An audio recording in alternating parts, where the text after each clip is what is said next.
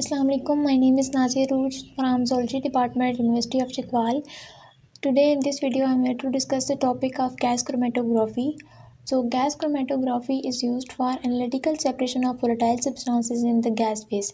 Basically हमारे पास जो भी सैंपल होता है जिसको हमने सेपरेट करना होता है उसको हम किसी सॉल्वेंट में डिज़ोल्व करते हैं, फिर उस सॉल्वेंट को वेपराइज करवा देते हैं और उसके बाद हमारे पास जो उस सॉल्वेंट के एनालाइड्स होते हैं वो सेपरेट हो जाते हैं बिटवीन द टू फेजेस।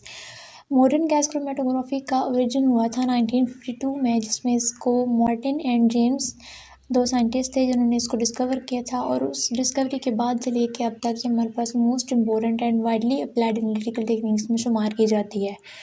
हमारे पास phases of GC, two phases हैं हमारे पास जीसी के, stationary phase and mobile phase.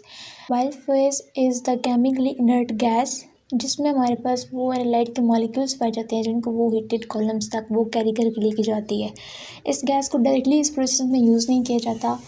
तो स्टेशनरी फेज हमारे पास कोई भी सॉलिड एब्जॉर्बेंट या लिक्विड हो सकता है। तो गैस क्रोमेटोग्राफी का जो इंस्ट्रूमेंट है वो कंसिस्ट करता है इंजेक्शन पार्ट पे, जो कि एक सिरिंज होती है, a column, carrier gas, oven और heater to maintain temperature of the injection part, connector, recorder and detector.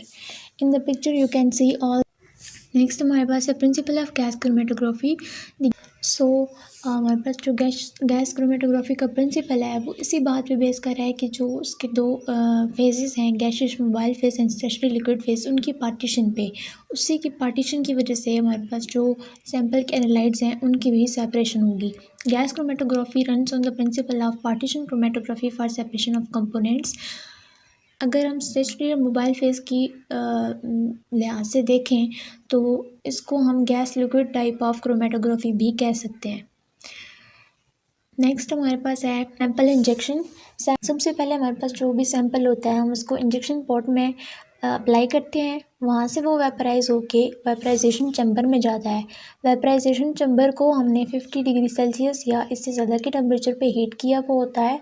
वहाँ से जो गैस होती है वो उसको फर्दर कैरी करके लेके जाती है कॉलम चैम्बर या column region of gas chromatography तक। उसके बाद जो गैस सैंपल्स होते हैं उनको हम कॉलम रीजन में भी इंजेक्ट कर सकते होते हैं through using gas tight syringes और using rotary gas switching valves, जो कि बहुत ज़्यादा फ्लेक्सिबिलिटी प्रोवाइड करते हैं गैस क्रोमेटोग्राफिक इंस्ट्रूमेंट्स को। अगर हमारे पास जो गैस स्विचिंग वाल्व्स हैं वो प्रिसाइज वाल्व्स होंगे तो वो गैस सैंपल को अलाउ करते हैं कि वो प्रिसाइज वॉल्यूम को लेके कैरियर गैस तक फ्लो कर सकें। Sample is loaded into a loop and then with a change in the valve position is swept into the column region. In this slide, a small clip is attached in which you can see how gas chromatogram works. You can see the sample separating the analytes and you can see the results on the detector or on your computer in the form of graph. The next slide is basically the component of gas chromatogram, which is a carrier gas. The carrier gas requirements are it must be dry, free of oxygen and chemically inert in mobile phase. Mostly gas Jin carrier gas use की जाती है वो helium है, क्योंकि इसकी efficiency hydrogen से ज़्यादा है और इसकी जो कंपैटिबिलिटी है बहुत से डिटेक्टर्स के साथ, वैरायटी ऑफ डिटेक्टर्स बहुत ज़्यादा अच्छी है। उसके बाद हम नाइट्रोजन और आर्गन गैस को भी as an carrier gas use करते हैं और वो डिपेंड करता है कि हम किस तरह की परफॉर्मेंस लेना चाहते हैं या किस टाइप का डिटेक्टर हमारे पास अवेलेबल है। तो carrier gases are available in pressurized tanks and regulators. Flow meters are used to control the flow rate of gases. ये gaseous components को push करने में और उनको flow करवाने में help out करती है। The next one is column ovens. Oven are basically used for maintaining the temperature of the column region. Ovens होते हैं और resistive coil वायर coil पे exist करते हैं। अब ये जो coil है ना, यहाँ से जो heat प्रोड्यूस होती है और वो फिर all over the column spread हो जाती है और वहाँ के टेम्परेचर को वो मेंटेन करने में हेल्प आउट करती है। आइसोथर्मल प्रोग्रामिंग में अगर हम देखें तो इसका मतलब ये होता है कि जो कॉलम रीजन का टेम्परेचर है उसको कांस्टेंट रखा जाएगा, as its name shows work best with samples that have low boiling point. The next one is temperature programming method. It means the column temperature is increased during separation process. It is well suited for the sample with high or variable boiling points. Rate of 5 to 7 degrees Celsius is typical temperature for programming separation. The next component is the detectors. Detector is the device attached at the end of the column and it produces quantitative measurement of components of the mixture. हमारे पास detectors की different types present होती हैं जो कि different type of samples के लिए use होती हैं. First type is the mass spectrometer जो हर तरह के सैम्पल्स के लिए यूज़ किया जा सकता है.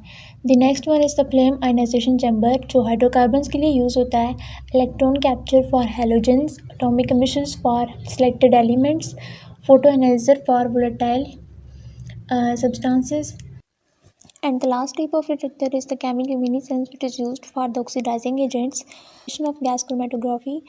So, gas chromatography is often used for the analysis of sterols, oils, low fatty acids, aroma components, and off flavors, and many contaminants such as pesticides, industrial pollutants, and certain types of drugs in foods. So, this is the use of gas chromatography in the field of food analysis. The next one is the development of gas chromatography has undoubtedly contributed to the current analytical possibilities for measuring volatile organic compounds in the environment.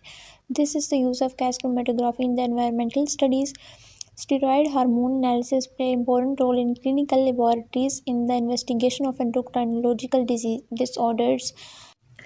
So, this is the use of gas chromatography in the clinical field. Hope you all understand this. Thanks to all of you.